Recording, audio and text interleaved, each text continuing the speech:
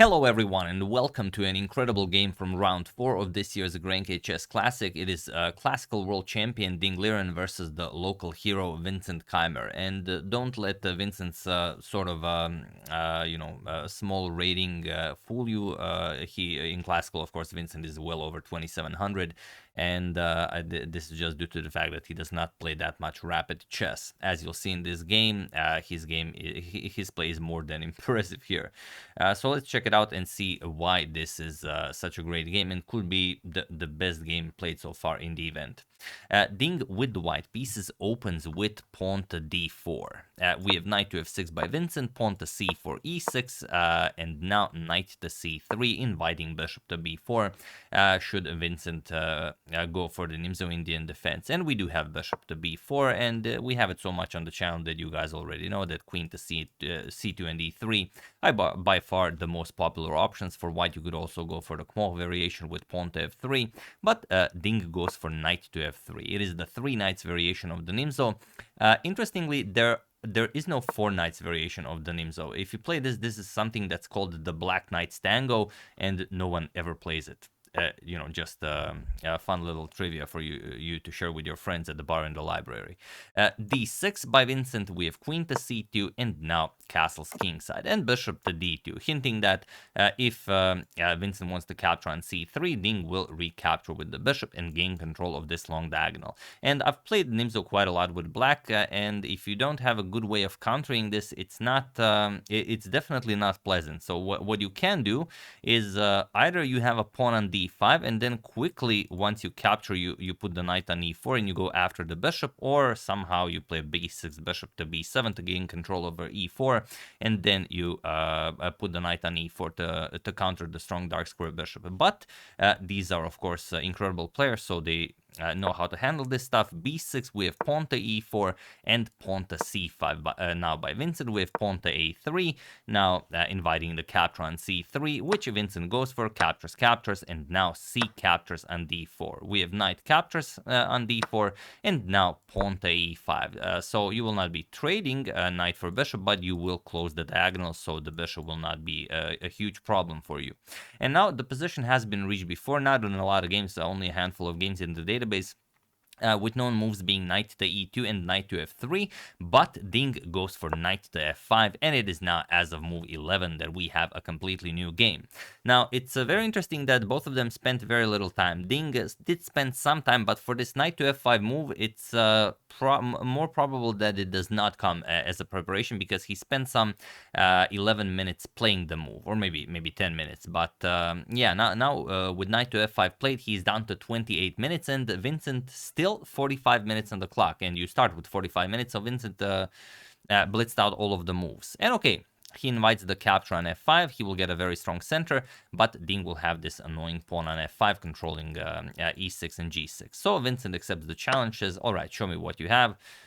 If this was any good, someone would already have played it. But then again, you could say that for every novelty. E captures on f5, we have knight to c6, and Ding castles queenside. Now he says, alright, I might be interested in some g4 action, maybe rook to g1, and going after the black king, whereas you will, of course, have your chance at going after the white king. So that's exactly what Vincent does. Rook to c8, we have queen to d3, and now queen to c7. And now you definitely should consider a move like g4. It is not just the top move recommended by the engine, but it's also very hard not to play this move. With g4, g5 coming, it is hard to say how you could react to this. Probably with something like pawn to d5, as they say the best counter to a kingside attack is to push in the center, and then after, let's say, c captures on d5, knight to d4, and this becomes incredibly complicated. Something like king to b1, and then the game continues, but with interesting play for both sides. But it would seem that Ding, shrouded beneath the mantle of world champion, has become prone to more positional play, and he goes for queen captures on d6. He just takes the pawn. And okay, as you'll see, it's not really a free pawn. Queen captures on d6, rook captures on d6, and now knight to e4. Attacks the rook, attacks the bishop, and attacks the pawn on f2. So Ding goes further, rook to d7, promotes his rook to a pig, and now knight captures on c3. You could also just win back the pawn, but Vincent says, nope, let's eliminate the bishop. You don't want white having the bishop pair, and the doubled pawns on the c5 file will be easy prey for the rook on the c file. So okay, rook f to d8, and we have a trade. Captures, captures. Now the rook already putting pressure on those c pawns, and bishop to e2. And while you could play something like b5 to maybe go after the c3 pawn, it's really not worth it. Here your pawn structure on the queen side is still intact, and by playing something like this, yes, you do grab the pawn, but after you move the rook, you just develop a white's rook for free, and what you've done is merely fixed white's pawn structure, so you really don't gain anything for this, if you guys were wondering. So king to f8, and now rook to d1. We have king to e7, Vincent brings the king into the game, and now rook to d5, goes after the e5 pawn, pawn to f6, and king to c2. Knight to b7, we have king to b3, knight to c5 check, and king to b4, looking to maybe bring the king over to b5, rook to d8, and now pawn to a4. The problem with a move like king to b5 is that the knight controls a6, and black can easily stop the advancement of the king with rook to d6. So Ding looks for his chances elsewhere, plays pawn to a4, knight to e4, now going after the f2 pawn, so pawn to f3. It was important to trade rooks first, but Ding missed this. He played pawn to f3, and now he runs into a5 check. And the problem is, if you go forward, knight captures on c3 check, picks up the exchange, and you will lose this game. So you have to go back, king to b3. This cripples the white king significantly, as the white king will be stuck guarding that a4 pawn. Or you could also task your light square bishop with the job, but I mean, it's definitely a huge weakness. So knight to c5 with check, forcing the king to a3 to guard the a4 pawn, and now rook to d6. You could also capture on d5, which does seem like a very good idea, but it's hard to see why right away, because after captures, and king d6, okay, you defend the pawn, but now there's e4. And after f captures, knight captures, and then your king comes into the game. So that was also a very, very cool way of doing things.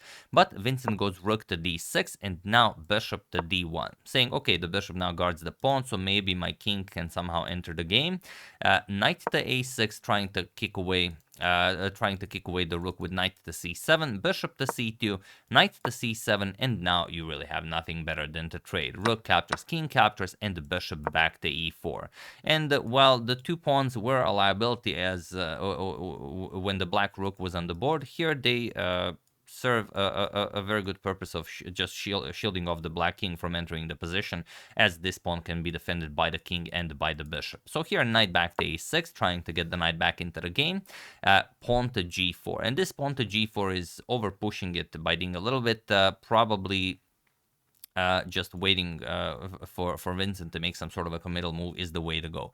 But okay, g4 was played, Ding was already running very low on time, knight to c5, and pawn to h4. We have pawn to h5. Look at this beautiful move by Vincent. This is the start.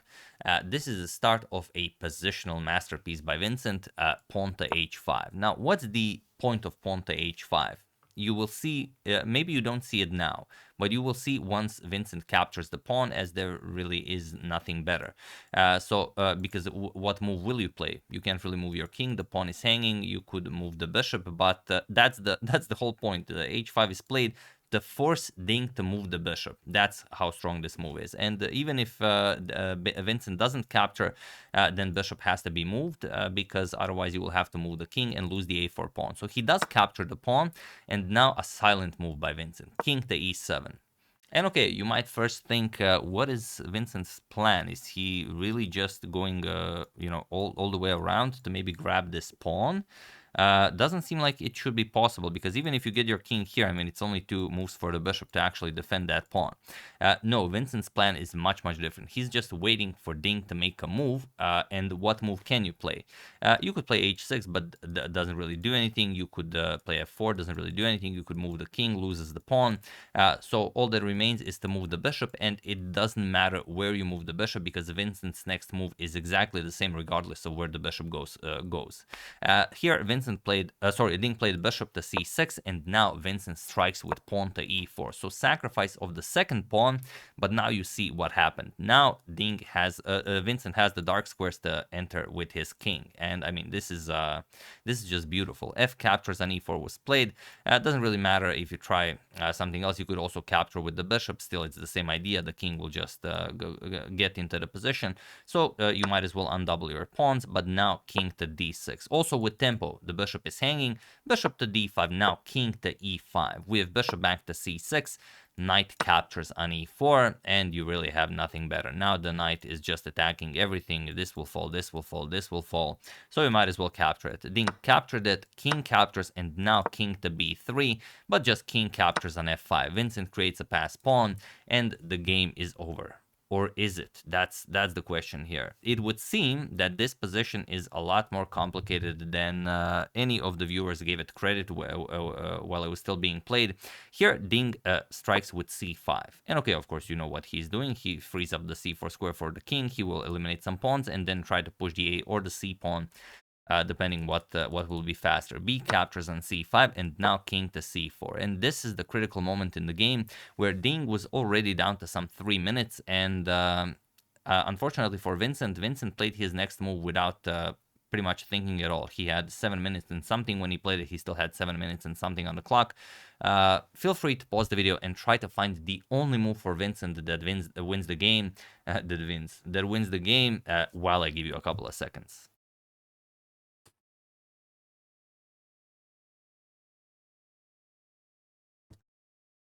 So for those of you who were able to do it, congratulations on being a true master of the endgame. And for those of you who just want to enjoy the show, it is king to g4. And basically, that's the choice here. Do you go king to g4 or king to e4? Vincent, unfortunately, went for king to e4. And the reason why it's so important, of course, I'm going to show you, is that this is the only way to win the pawn race. King captures on c5. Pawn to f5, c4, pawn to f4, king to b6, pawn to f3, c5, pawn to f2, and c6. And look at this. You get a queen into the game, and the white pawn is still on c6. Okay, you play it to c7, but you cannot win this. In this on this occasion, you actually can win with black because you're not interested in stopping the pawn from becoming a queen. You will actually even invite it. Queen c4, king b7. You're gonna start capturing. King captures on h5. c8 queen, you're going to trade queens, and now king captures on h4, and now the g pawn is the pawn that wins the game. However, after king to c4, Vincent went king to e4, and now the same is no longer true because you will not be able to eliminate these pawns for the passed g pawn to win the game quickly enough. So here, king captures on c5 by Ding, f5, pawn to c4, we have pawn to f4, king to b6, pawn to f3, c5, pawn to f2, c6, f1 queen, and pawn to c7. And Vincent, of course, he calculated the pawn pushes precisely, and he knew that he will be able to start giving checks before Ding gets his queen into the game. But the problem is just one of those positions that's a forced draw. Now, if you try the same idea of queen c4, let's say king to b7, and now you cannot start capturing the pawns. You have to go near them. c8 queen, you will of course take, captures, king to g4, but now king to b7, and after you start capturing king to b6, you will capture here. White captures on a5, and now you start advancing the g pawn, but now king to b4. G4, A5, pawn to G3, pawn to A6, pawn to G2, A7, G1, queen, and A8, queen. And of course, this is now a draw. You cannot trick the white king into, moving to a weird square to win the white queen. So that's the problem. So Vincent, okay, he has to try something else. He plays queen to f5, but now king to b7. Of course, getting ready to promote the pawn to a queen. Queen to d7, pinning the pawn. Now just king to b8. We have queen to d6, again pinning, king to b7, unpinning. Queen to d7, pinning, king to b8, unpinning. Queen captures on a4, and now Ding also gets a queen into the game. We have queen to d4, but now the king is in the center of the board. Of course, Ding can do whatever, and it's going to be just a nice perpetual. King to d5. Now, of course, you cannot trade queens because there's an unopposed passed a pawn. So queen to d7 with check, king e4, queen to g4 with check, king to d5, queen to d7 with check, king to e4, and it was in this position on move 59 that the players drew the game, as it is a draw by threefold repetition. one could argue the best kind of draw. Tough break for Vincent Keymer. He had a chance to take down the reigning world classical champion with some brilliant positional play. He was really creating a masterpiece here. But then came this position that I believe Vincent will dream for a very long time, and I imagine one that definitely fits the chess books for some endgame studying. King to e4 or king to g4. That is the question, and now you all know the answer. That's the game. Hope you guys enjoyed it. Tough break for Vincent, but good fighting for Ding. And I believe Ding knew what happened as soon as Vincent played King T4, but because then Ding just started playing like a machine, and he knew that the position was a draw. But okay, he is the world champion.